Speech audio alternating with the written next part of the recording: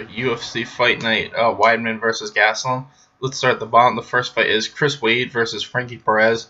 To me, Chris Wade just has a huge advantage wrestling-wise. I feel like Frankie Perez is just a jiu-jitsu guy with a little bit of boxing. I think Chris Wade's striking is getting better and better. He lost his last two, but those were to way better grapplers. I don't think Frankie Perez is in his league at all. I think Wade's just going to be able to hit takedowns this whole fight and win a pretty easy 30-27 decision. Next is Shane Burgos versus Godofredo Pepe. And to me, this fight's going to end in like a minute. These guys are going to come out at each other. They're going to swing wild, and they're going to be like just going for it from the second this fight starts until the second it ends. And like I said, I think the way that these two fight is not going to be very long. I think what's going to happen, though, is I think Pepe's eventually going to hit a takedown and win by submission. But this fight is super close just because, like I said, they're just going to be fucking swinging at each other the second this fight starts. And I don't think this fight's going to go past a minute. But I'm going to pick Pepe to win by submission. Next is Timothy Johnson versus Junior Albina. And Junior looks like a decent up-and-comer, but I think Timothy Johnson's just got a huge advantage wrestling-wise. I think he'll be able to bully him against the fence and hit takedowns here and there and just be able to grind him out a little bit. I would say, like, if Marlon Vera could be, not Marlon, but if Junior could keep this kind of at distance at boxing range, I think he could win. But like I said, I don't think he will. I think Timothy Johnson's just going to be able to bully him against the fence and just win a decision. Next is Brian Keller versus Marlon Vera. And to me, Brian Keller won that fight against Yuri Alcantara, but I felt like Yuri was winning that whole fight up until that point, even though it was only about 2 minutes long. And I felt like when Yuri hit that takedown, it was a good takedown. He just kind of underestimated Brian's guillotine. I still don't think Brian Keller's a great grappler. Most of his losses are submission losses, and I feel like if he didn't hit that guillotine, Yuri was probably going to start to dominate that fight. And I think Marlon Vera is a really good jiu-jitsu guy. With his striking is improving every single fight. And I think what's going to happen in this fight is Marlon Vera is going to eventually get this fight to the ground, and when he does, I think he's going to win by submission. So that's how I've got it, Marlon Vera by submission. Next is Kyle Bochniak versus Jeremy Kennedy. And to me, Jeremy Kennedy isn't that great. I think he's just really technical, but I don't think his overall striking is that great. He's really hittable, and I don't think his grappling overall is that great. I just think he's got good takedowns. He's really good at timing it. He's just very proficiently sound, but overall, I don't think he's that great. I'm going to go with Kyle. I think, his biggest weakness has been guys that can time those takedowns on him. But I feel like if he can just pressure this guy, he should be able to land the better shots because his boxing's way better. And as long as he's worked on his takedown defense, I think Kyle's going to win a decision. Next is Damian Garbrowski versus Chase Sherman. And Damian Garbrowski looks like shit, in my honest opinion. He's been knocked out twice really quick. I think Chase Sherman, I've said this before, I think he's a really good up-and-comer. He's had two really close fights, which he lost, and then he just won his last one. It was a really good fight. I feel like they're trying to slow roll him back into contention, and I think this is the best fight for him. He's going to win this fight by knockout because he's a lot faster and a lot more athletic, and his striking is way better. So I got Chase Sherman by first-round knockout. Next is Ryan LaFleur versus Alex Oliveira, and to me, this fight is really close just because I think Alex Oliveira is better jiu-jitsu overall. It's weird. I think Alex Oliveira is honestly better overall in every area, but Ryan LaFleur's got that grinding style of forward pressure, and he just continuously takes you down, even if you're better than him. And he doesn't really get tired, and I feel like that's going to kind of hurt Alex Oliveira because he does kind of get tired. I think this fight's going to be super close just because I think Alex is probably going to win the first pretty easy, and then Ryan's probably going to win the third pretty easy, and then it's just going to come down to who wins the second. I'm going to go with Alex just because I said I think he's better overall everywhere. But you never know just because Ryan LaFleur has such good cardio on that constant forward pressure wrestling style that he could get that split decision. But I'm going to go with Alex Oliveira just because I think overall he is better. Next is Rafael Natal versus Eric Anders. Eric just looks like a good boxer, and that's about it. I don't think he's amazing overall. And he's taking this fight on really short notice. I think Rafael Natal is just going to be able to box with him for a little bit. Eventually hit a takedown, and he's probably going to win by submission the first or second round. Not much to say just because it's a short notice fight. Next is Lyman Good versus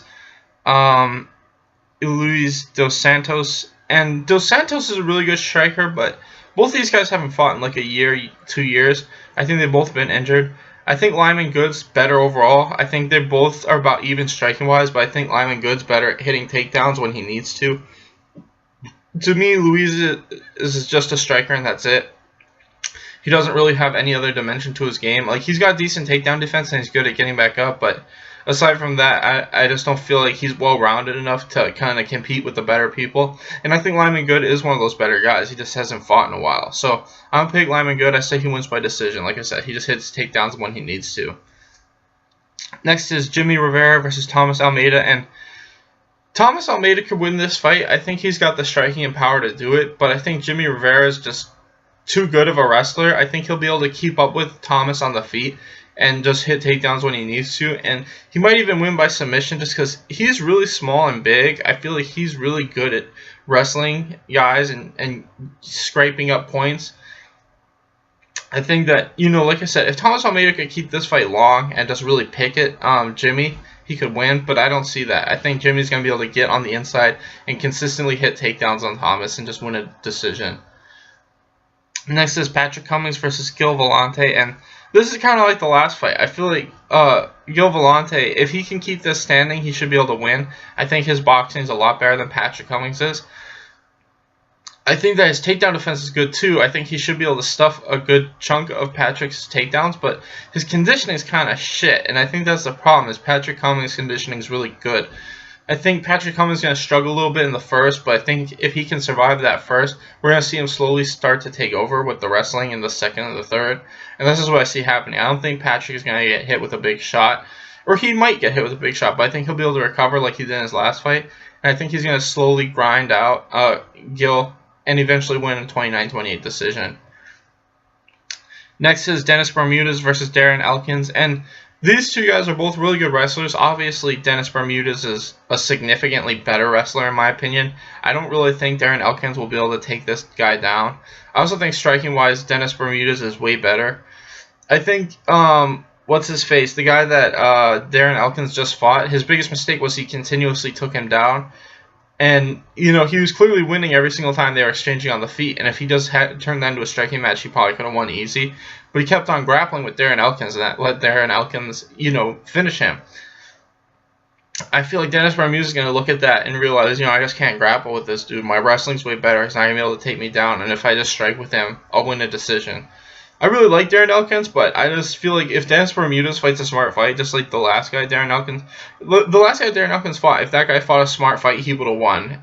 Just because Darren Elkins' striking is just that bad, in my opinion. I feel like Dennis Bermudez, he's going to fight a smart fight, and he's going to win a decision. He's just going to strike with him, or he might even get a late TKO. But either way, I feel like Dennis Bermudez is going to win this fight. Finally, we have Chris Weidman versus Kelvin Gastelum. And I know people are really high on Kelvin Gastelum, but to me, it's like, he's won, what, 3 fights at middleweight, and let's look at the guys he beat. He beat Nate Marquardt, who's really old and not in his prime. He beat Vitor Belfort, who's really old and not in his prime. And he beat Tim Kennedy, who's also really old and not in his prime. You know, he's beaten good big-name guys, but none of those guys were, like, in the top 10 right now. They're good, but they're not like they're not like the Derek Brunsons and the Luke Rockholds and the Chris Weidmans and shit. He's beating good guys, but they're not real top 10 guys in my opinion. And Chris Weidman's a real top 10 guy, and I feel like not only is Chris Weidman a real top 10 guy, but if you look at his last 3 fights, it's not like he just got owned. The Luke Rockhold fight was pretty back and forth until he threw that spinning back kick and got caught with a bunch of punches. The same thing with the Yoel Romero fight. I thought he was winning that fight. I thought he was up 2 rounds. I know one of those rounds was close, but I thought he was winning it 2-0, and then he got caught with that flying knee. And then the Gegard Mousasi fight was the same thing. I thought he was winning that whole fight up until he got hit with those knees. So it's not like he's looking shitty. I mean, in my opinion, he's dominating these fights. He's just getting caught. I feel like he's way bigger than Kelvin is. I think that his striking and grappling is better overall too. And I think that, you know, sooner or later he's going to hit the takedown. Not hit the takedown, but I think he's just going to be able to keep that consistent pace because Kelvin Gastelum's not like a one-straight knockout guy like the last couple guys Chris has fought. And I feel like that's kind of why he lost. And he lost to guys that were just better grapplers than him overall. I think he's bigger, stronger, and a better striker overall than Kelvin is. And I think he'll be able to win a decision or maybe get a late finish. Anyway, thanks for watching, guys. Please like and subscribe.